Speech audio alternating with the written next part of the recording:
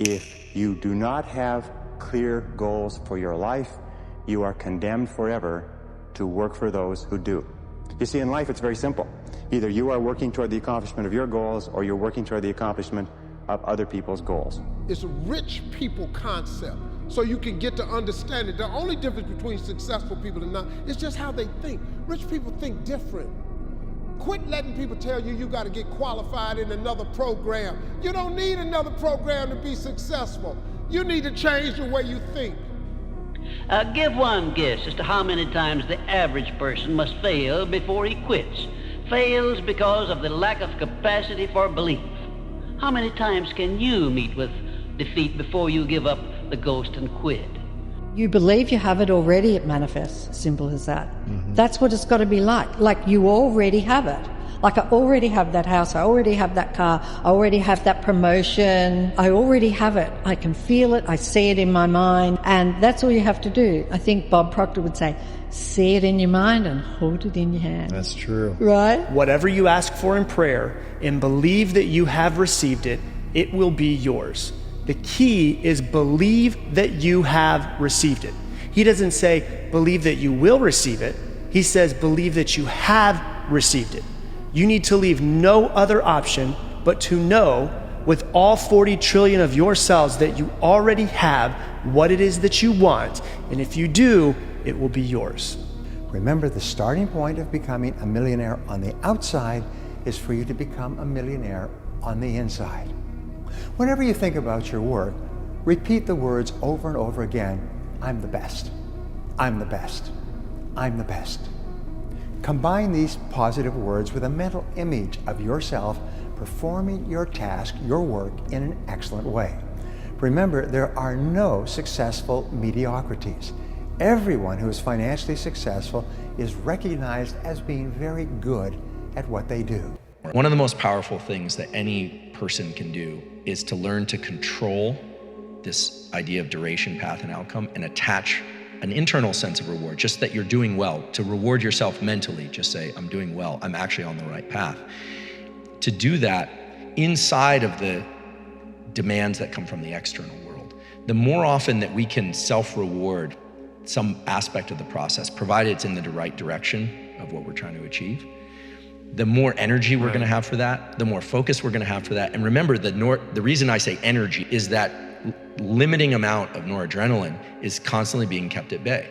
You're literally buffering the quit response. And so when people start realizing that if they set the goals inside of the larger goal and self-reward each one of those, they essentially have an infinite amount of energy to pursue those goals. They have an infinite amount of focus to pursue those goals. We become what we think about. Well, don't think lack and limitation. Think abundance in whatever you want. See yourself with plenty, with abundance. Hold the image and then just think, how can I get this? By continually seeing yourself with it, the way to get it will start to come to your mind. You will attract whatever you need because you're getting on an abundant frequency, and it'll all start coming into your life. As you move towards it, it'll come towards you. Abundance. It's your birthright. You've got to decide on it. Energy goes into those lower frequencies. Yep. Doubt, worry, fear, now you're in that sediment. You're in that dynamic. But if you start talking about possibility, even if you don't know how to get there, then your energy starts to go up. You know, what if? You ask a what if question. You know, what if all my needs were met? What would I be doing in my life? What if everything is really working together for my good? What if all the bad things that have happened in my life are leading me to activating some great potential in my experience? What if God really is on my side? Yeah. You know, you ask a what if question and you start to notice little tiny miracles happening in your life. Things start to manifest. You don't know how they got there. You cannot attract what you're not aligned with. And that begins with awareness of your inner narrative. Now, what does that even mean? Oh, your inner narrative. This sounds all like weird and woo-woo, Lewis. Well, your inner narrative are the things that you're thinking, the memories that you're tied to, the stories you're telling yourself about you, about others, about life, about what's possible, about what's not possible. It's these narratives, these conversations, these things that you're holding on to. And when people hold on to things that are empowering, they align and attract with empowering possibilities, people, and opportunities that flood their life with more peace and abundance. They manifest more. And if the person got very clear on what they wanted, then they should start on the journey to become that very person. They should really work on being that very person that they want. So there would have to be some change that they would have to make in order to be worthy enough to create a person that they would attract in their life. And we cannot attract anything in our life that we feel separate from. Trusting in a future that you can't see or experience, you have to lay down the very thing you use your whole life to get what you want, to trust that something greater could happen. And that's not something that's very easy. You know, so much is self-fulfilling prophecies.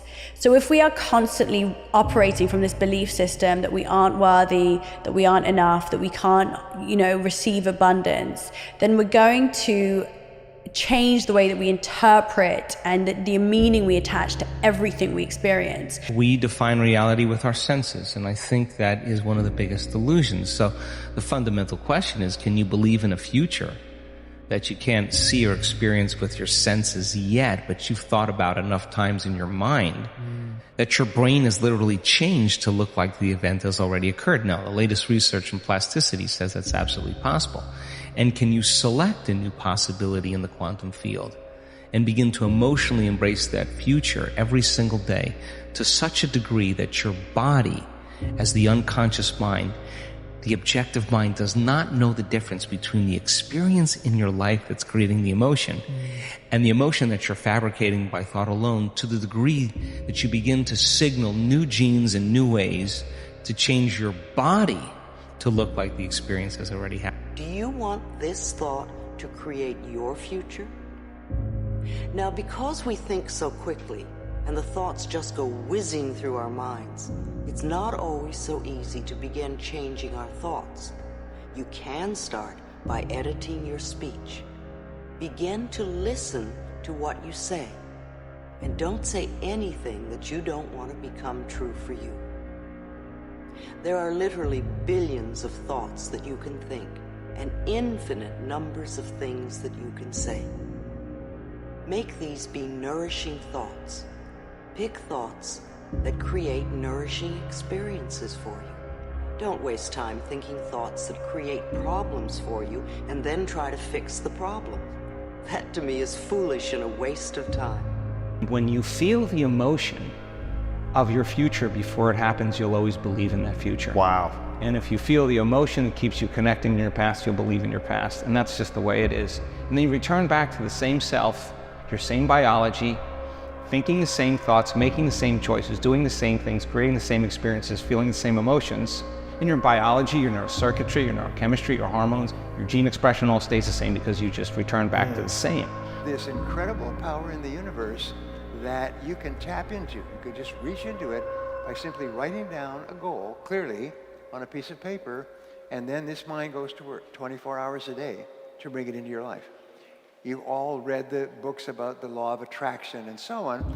Well, the fact is that once you are clear on a goal and you write it down, not type it, but write it down, is you force this energy field of attraction, and it starts to pull into your life everything that you need to make the goal clear. But if it's not in writing, not a darn thing happens.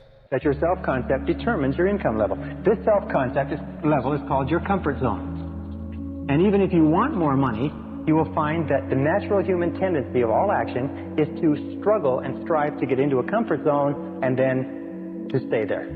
That if you earn 10% or more above your self-concept level of income, you will have an irresistible urge to get rid of the money. You'll give it away, you'll spend it, you'll blow it, you'll spend it extravagantly, you'll even lose it if you get enough. That's why people who win lotteries are often flat broke 2 or 3 years later. They just burn the money because the money is far beyond their self-concept.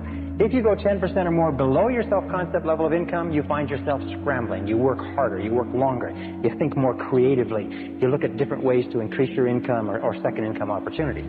The only way to improve any part of your life, including your income, is to raise your self-concept level of income by beginning to think about yourself continually in terms of earning more money.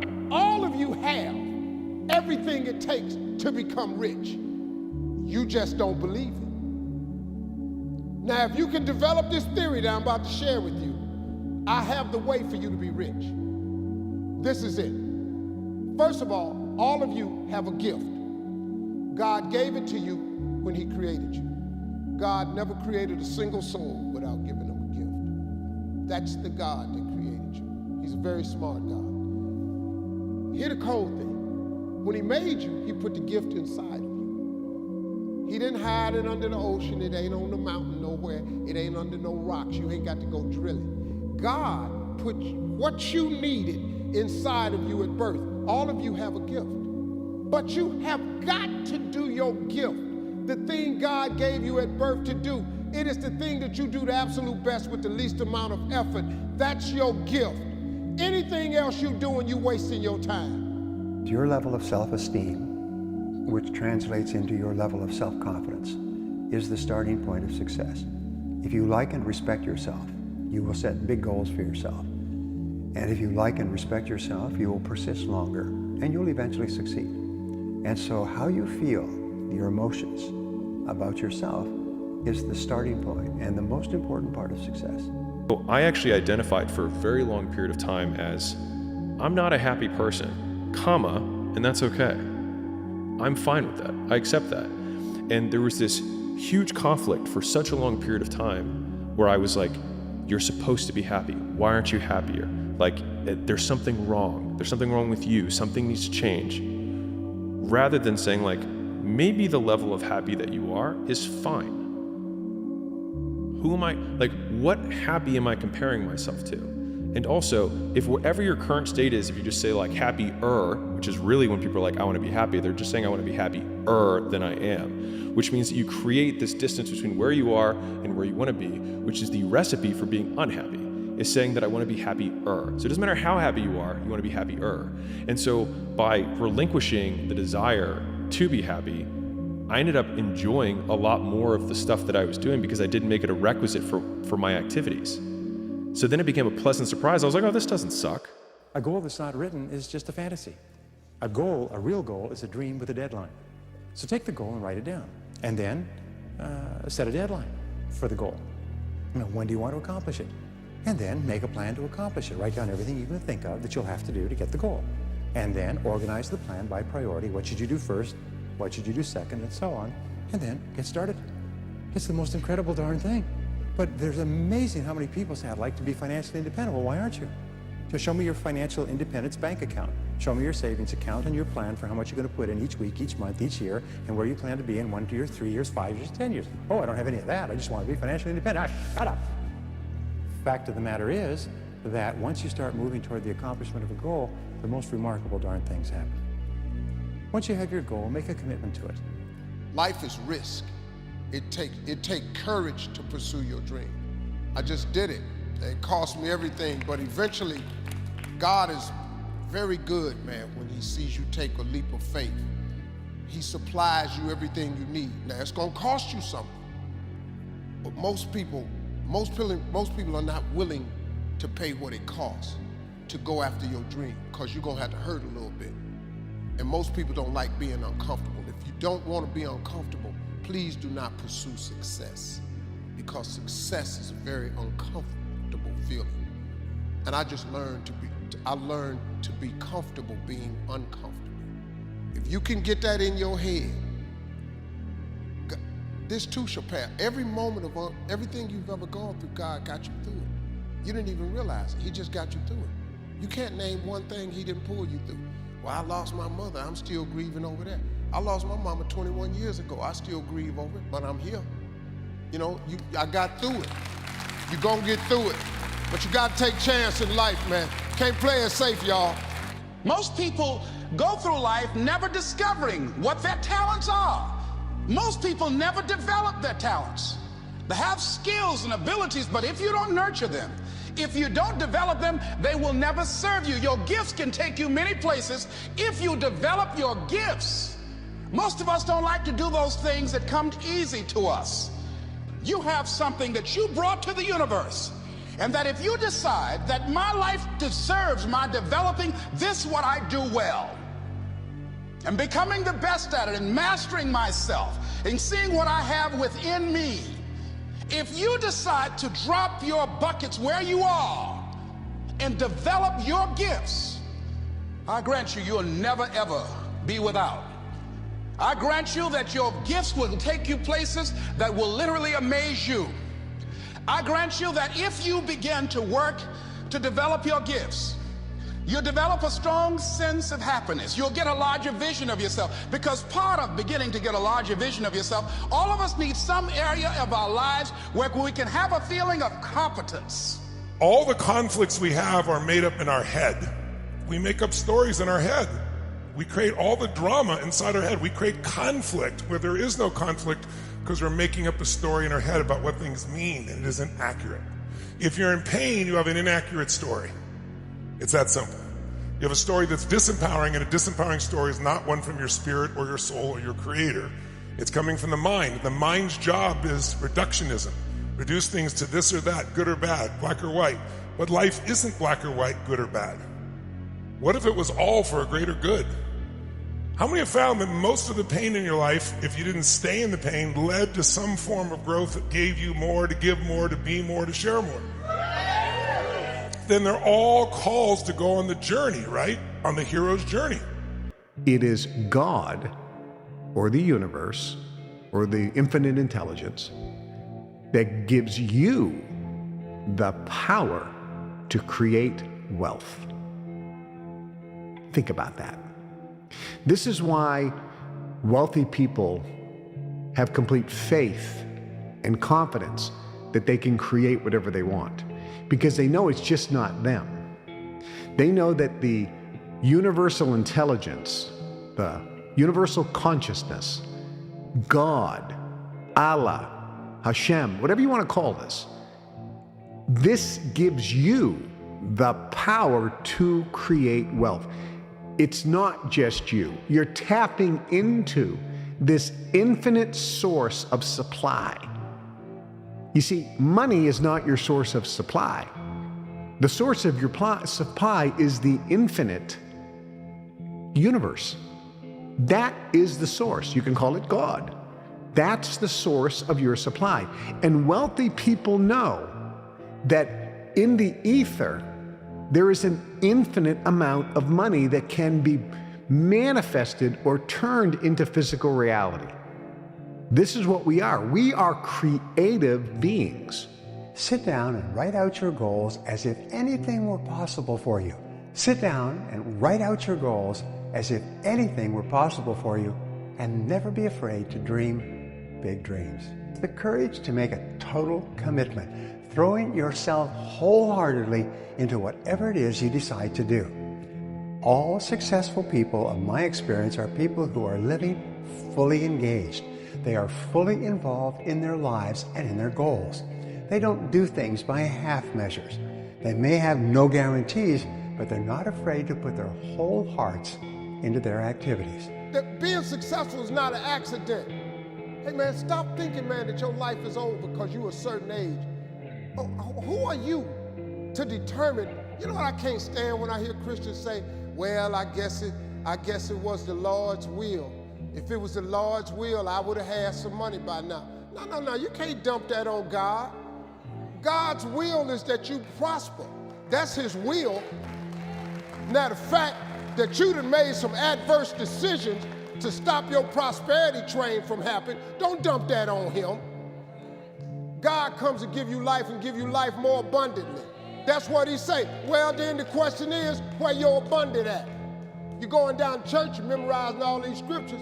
Why don't you apply some of them? He come to give you life and give you life more abundantly. God got a great life for you, man, but you got to want something. What kind of person must I become to achieve all I want? What you become helps you to achieve, and what you achieve helps you to become. And the more you become, the more you can achieve, and the more you achieve, the more you can become. Who knows which affects the other the most? This is time for a little truth here. Maybe you need to become much wiser than you are at the moment. You need to become stronger. You need to have better health. Maybe you need a little coaching to really become the person I want to become. I'm going to have some coaching, physical coaching, spiritual coaching, developing skills coaching. To be the influence you want to be, you got to build an incredible reputation. What kind of person must I be to attract all that I want in my life and the people that I want and the opportunities that I want? When you knock on the door and opportunity opens, you must stand there as a very attractive person, or you may not be invited in. You got to live like a millionaire, a multimillionaire, on your way to becoming a millionaire. Let me say it one more time. You got to live like a multimillionaire on your way to becoming a millionaire. The next time you buy an airplane ticket, ask for an upgrade. Pay a little extra money to fly first class. What it does is it conditions your mind. Once you get in first class and you see how wide the seats are, everybody get a washcloth, they got a menu, you get to decide what you want, all the drinks is free. Once you sit in first class one time, the next time you get on a plane, it's very difficult to walk past them seats. And then your mind starts thinking of ways to get back to first class. That's what you start attracting to your life. And you start behaving and producing stuff to get you back into first class. You're worth it. But do you really understand what that means? Repeat after me. I'm worth it. Okay? Forget the naysayers and silence the critics. Even if the harshest words are the ones you say to yourself, do not doubt yourself, and this time speak it louder, really loud. I'm worth it. And the next time you hesitate before going after something you want, the next time you blush and brush off a compliment, the next time you doubt your place in the world, in the workplace, in your home, or in your own skin, say these words to yourself. I'm worth it. I'm worth it. Because you are. And always will be. Got that? I learned early to act, talk, think, and look like the person I wanted to be. So go out today, maybe buy a new suit, a good one that is going to make you feel proud and glowing with attitude. Go put on a really good suit from a great store. See what that feels like. Start talking like a winner. Start acting like one. And guess what? Soon you will become one. Let's make a list of the diseases of attitude that can wreck all your chances to do well. One of the words that destroys everything is called neglect. And I found this out. A week of neglect could cost you a year of repair. It isn't worth it. So what to be on the lookout for? And here's the list. Attitude diseases. Number 1 is indifference. This is called the mild approach to life. The guy says, well, I can't see getting all that worked up. Well, to be any kind of winner, you gotta get worked up. There's one problem with drift. You cannot drift to the top of the mountain. Pick a direction and go with everything you got. Just pick one and go. Somebody says, yeah, but what if it's the wrong direction? You'll find out quicker. It won't take you 25 years to wake up and say, oh no, I've been walking the wrong road. The fastest way to become the type of person that you would like to be is to start pretending you're that person. Start dressing like that person, start talking like them, start reading the things that they would be reading. And the second thing is to start surrounding yourself with people that are both virtuous but also doing the type of things that you want to do. Because it's hard to be good, it's even harder to be great. And so the first thing is you start pretending that you're a great person. And the more that you pretend, the more that other people are going to start taking you seriously, and the more you'll start to take yourself seriously. And the second thing is that people rise to the level of the people that they spend their time with. I've got a question for you that has the potential to change your life. Ask yourself this. If you would be the person you dream of becoming, you would turn into your ideal future self. What would you be doing right now?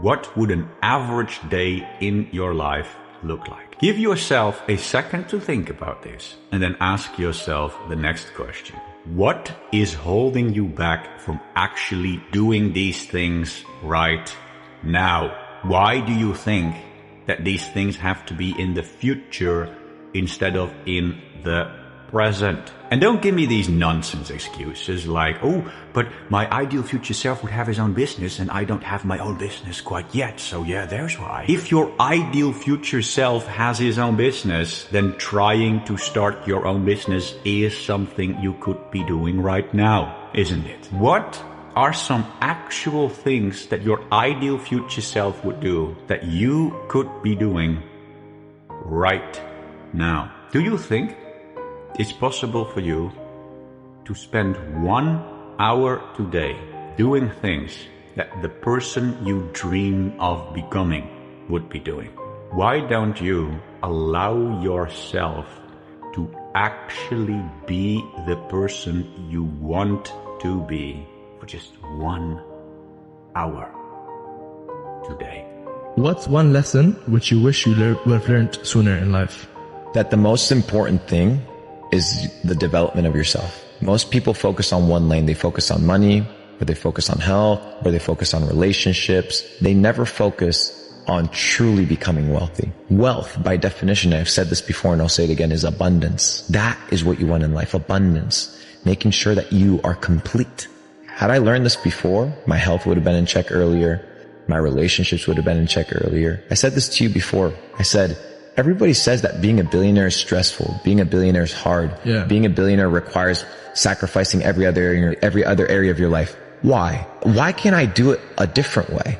Yeah. Why can't I be happy to the billion? Yeah. Why do I have to compromise my family to get to $1 billion? Why do I have to compromise my morality or my spirituality to get to $1 billion? Why do I have to compromise my health?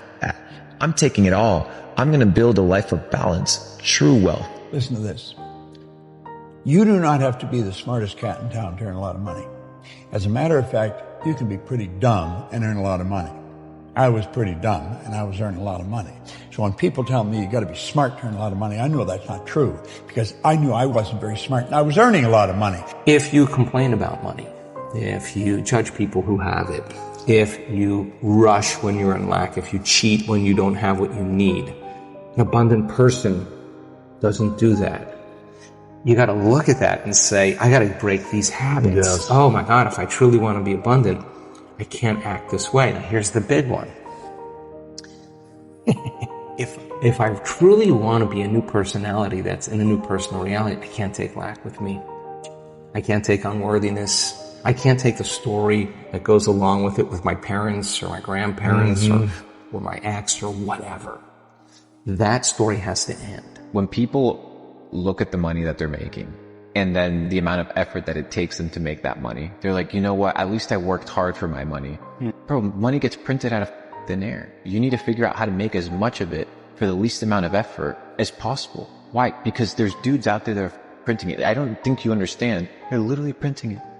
Printing it, and you're out here working for it, slaving away. So you need to ask yourself, how can I get as much money as possible for the least amount of effort? So you need to start a business. You need to be able to understand how to arbitrage. You need to learn how to sell. You need to learn how to market. These basic skills, because the assumption that you're going to find security in a job is a fallacy. They can fire you for any of a million reasons tomorrow.